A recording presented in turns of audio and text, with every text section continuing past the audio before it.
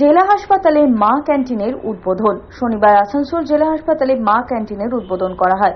উদ্বোধনী অনুষ্ঠানে উপস্থিত ছিলেন মন্ত্রী মলয় ঘটক, জেলা হাসপাতালের সুপার ডক্টর নিখিল চন্দ্র দাস, পৌর কর্পোরেশনের MMIC গুরুদাস চ্যাটার্জি সহ আসানসোল জেলা হাসপাতালের অন্যান্য কর্মকর্তা ও চিকিৎসকরা।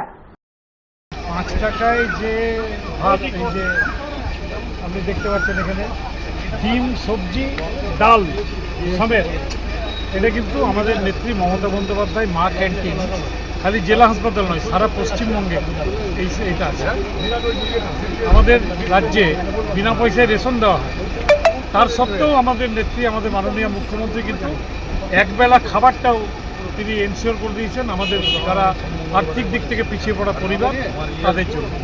হাসপাতালে তো আরও বেশি কাজে লাগবে, কারণ এখানে প্রচুর মানুষ আসেন, রোগী ভর্তি থাকে, তারা চট করে বাইরে বেরোতে পারে না, এখানেই তারা 5 টাকাতে খাবার পেয়ে।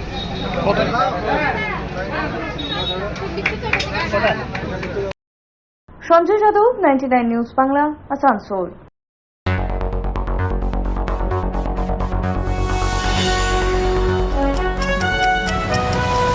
আপনারা দেখছেন 99 নিউজ বাংলা। বদলাবো আমরা।